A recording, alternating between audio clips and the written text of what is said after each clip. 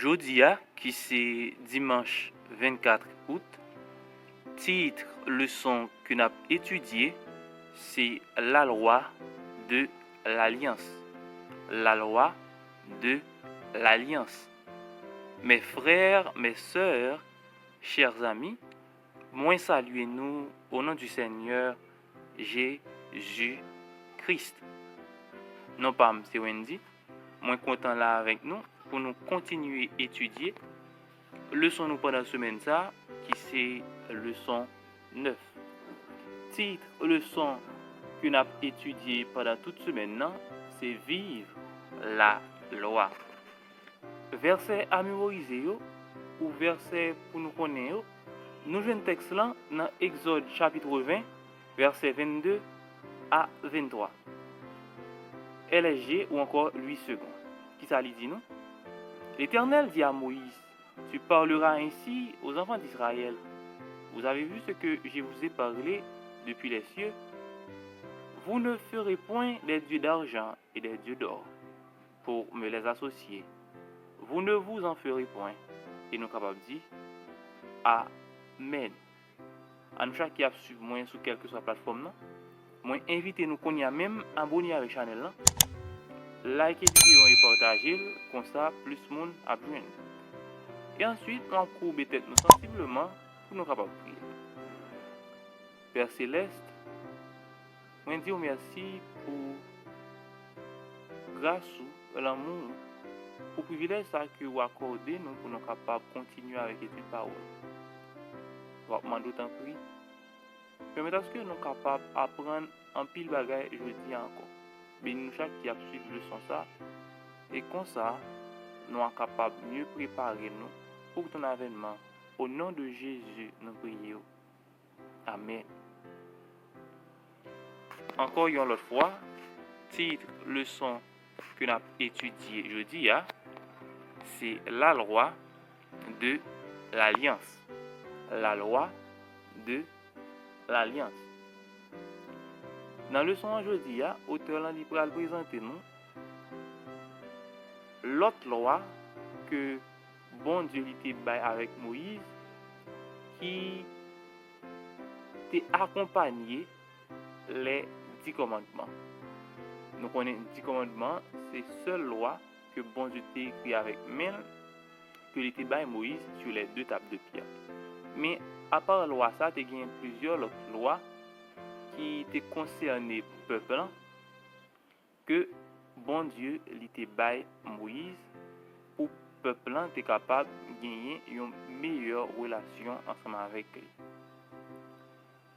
Mais cependant, loi ça yo non pas capable de sous aucune forme yo pas de rapport avec les 10 commandements ou du moins yo remplacer les 10 commandements. Souvent quand il y a une discussion qui fait tout ça, moi je voulais que ça est capable clair pour nous tous. Dans le commencement du texte là, l'auteur a dit comme ça. En donnant sa loi au Sinaï, Dieu établissait les fondements nécessaires pour enseigner à son peuple comment mener une vie sainte en demeurant en communion avec lui. Toutefois, pour que les principes de cette loi se traduisent concrètement dans la vie quotidienne, Dieu leur donna des lois complémentaires appelées la loi de l'alliance. Il revenait alors au juge d'en assurer l'application. Eh bien, peuple qui était un peuple au courant, qui était déjà vivre dans un pays qui était chargé avec idole, qui était chargé avec faux Dieu, eh bien, les 10 commandements, qui sont une loi immuable, qui sont une loi sainte, il n'est pas suffit pour le peuple être capable de gagner une bonne relation avec mon Dieu. Le peuple a besoin des détails sur ce qu'il est supposé faire et jugement qui est supposé attribuer avec un monde qui viole les principes. Eh bien, l'autre loi qui était bail après 10 commandements, nous sommes considérés comme des lois complémentaires qui accompagnent de 10 commandements qui auraient les lois de l'alliance. Ok? Nous allons voir, puis dans le texte là, que il y a plusieurs lois de l'alliance qui concernaient plusieurs bagailles. Avant que nous passions dans la loi de l'alliance que l'auteur a présenté nous aujourd'hui, il y a un commentaire que la sœur a été fait dans Patriarche et Prophète, page 271, qui ça dit: aveuglé et dégradé par son long esclavage et son contact avec l'idolâtrie, Israël n'était pas préparé à apprécier les grands principes de la loi divine. Pour l'aider à mieux comprendre la nature et l'obligation de celle-ci, Dieu lui donna des statuts additionnels qui en illustraient le sens et l'application. Ceci était parfois appelé jugement. D'abord, parce qu'il était conçu avec infiniment de sagesse et d'équité, et ensuite parce que les magistrats en rendant la justice devaient toujours les consulter. Étant distincts des 10 commandements, ils furent communiqués au peuple par l'intermédiaire de Moïse. Eh bien, c'est normalement important ça que les lois de l'alliance ont été gagnées parmi le peuple Israël. Et puis dans le texte, l'auteur a invité nous lire Exode chapitre 21, verset 1 à 32. Et après, il pose une question ça au côté ici: quelles instructions précises ils sont données au sujet des esclaves hébreux, de l'homicide et des atteintes physiques? Eh bien, nous prenons que surtout dans Exode chapitre 21, verset 1 à 32, il y a 3 types de lois supplémentaires, complémentaires, et que bon Dieu était bas avec Moïse. C'est loi sous les esclaves hébreux, lorsque on a un esclave, comment pour gérer l'esclave là. Deuxième loi, c'est loi sur l'homicide, lorsque yon moun li tue yon l'autre. Et oui. Et non seulement sur l'homicide, et tout coup, ou du moins tout l'autre bagaille que yon moun ou t'es capable de faire yon l'autre ou yon bête yon l'autre gagné. Et nous prenons que auteur là, il commence comme ça, il dit: la loi de l'alliance est décrite dans plusieurs chapitres. Nous avons dans Exode 21 et 23. Et puis il dit: toutes ces régulations et lois étaient émises pour arrêter l'avalanche du mal et construire une société ordonnée. Eh bien, c'était dans l'objectif pour être capable de gagner une société côté tout le monde vive à l'aise. Parce que objectif par bon Dieu, idéologie bon Dieu, volonté, c'est pour tout le monde de capable vivre bien, de capable vivre dans un pays, un monde côté une comprendre l'autre et que tout vivre en harmonie.